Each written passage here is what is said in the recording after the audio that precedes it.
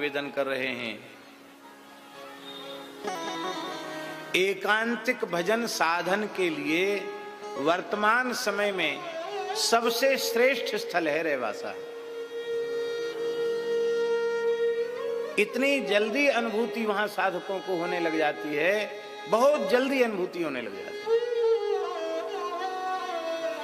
आज भी किशोरी जी के नूपुरों की ध्वनि वहां सुनाई पड़ती है, आज भी।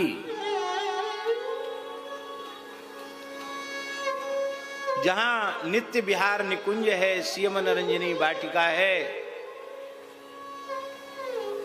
वहां आज भी सामान्य व्यक्ति तो सो ही नहीं सकता श्री अग्रदेवाचार्य जी की धुनी पर।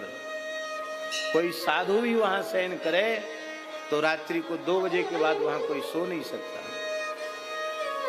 आज भी।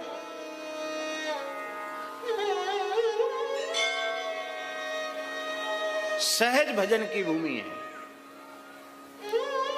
आपने नाम सुना होगा काशी के बहुत बड़े विद्वान दातार शास्त्री, जिनके अनेक ग्रंथ लिखे हुए हैं। उन्हें ग्रंथ लेखन के लिए एकांत चाहिए था और शास्त्री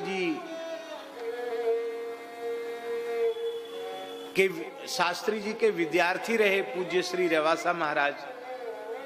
काशी में उनके चरणों में उन्होंने कुछ पढ़ा था, तो उन्होंने कहा भाई हमको कुछ ग्रंथ लिखना है, संस्कृत का एकांत चाहिए। तो गुरुजी आप रेवासा आ जाओ, वहां बहुत एकांत है। तो उनको एकांत कक्ष दे दिया। गुरुजी रात को लिखते थे। एक दिन बोले श्री राघवाचार्य जी महाराज से, रेवासा महाराज से, बोले आप हमारा निवास बदल दीजिए। तो कुंज से लगे हुए सटे हुए कमरे में उनका आसन था, तो गद्दी के पीछे ना बगल में, वहां आसन था उनका। बोले वहां से हमारा जगह बदल दीजिए। कहा क्यों? तब वैसे तो मुझे डर नहीं लगता,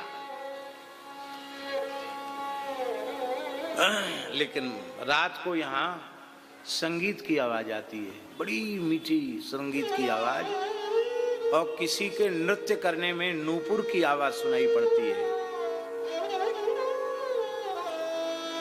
तो हमको लगता है ये जंगल जैसा है, कहीं कोई चुड़ैल तो नहीं यहाँ नाचती गाती है। बेचारे पंडित जी थे, उन्होंने ऐसा बोल दिया। रेवासा महाराज रोने लगे। बोले गुरुजी आप बड़े भाग्यशाली हैं, आपको किशोरी जी के नूपुर की धुन सुनाई पड़ गई, क्योंकि आपने जीवन भर विद्यार्थियों को पढ़ाया है और संस्कृत जगत की सेवा की है, शास्त्रों की उपासना की है, इसलिए आपको श्री किशोरी जी के नूपुरों की ध्वनि सुनाई पड़ गई। लेकिन आपने जो ऐसा शब्द प्रयोग किया कि यहाँ कोई चुड़ैल रहती है, अब आपको यह नहीं सुनाई पड़ेगा।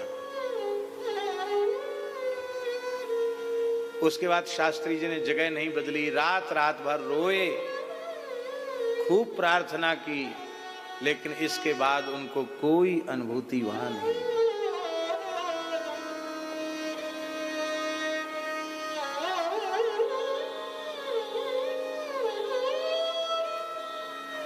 आज भी भजन की दिव्यता वहां के कण कण में व्याप्त है, आज भी।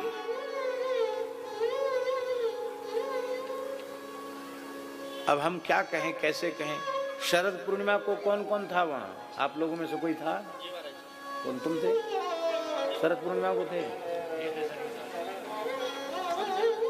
आप थे? आप नहीं? हमारे मन में बड़ा दुख था कि हम शरद पूर्णिमा को वृंदावन में नहीं हैं, क्योंकि कभी ऐसा हुआ नहीं जो शरद पूर्णिमा हमारी बाहर हुई हो। लेकिन रेवासा में शरद का भगवान रघुनाथ जी का रास होता है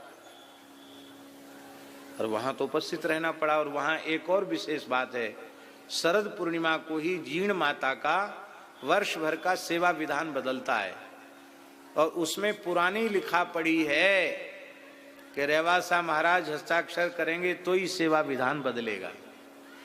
तो नई सेवा की, वर्ष भर की सेवा की भगवती जीर्ण माता जो शक्तिपीठ है, उसकी नियुक्ति रेवासा महाराज की ओर से होती है।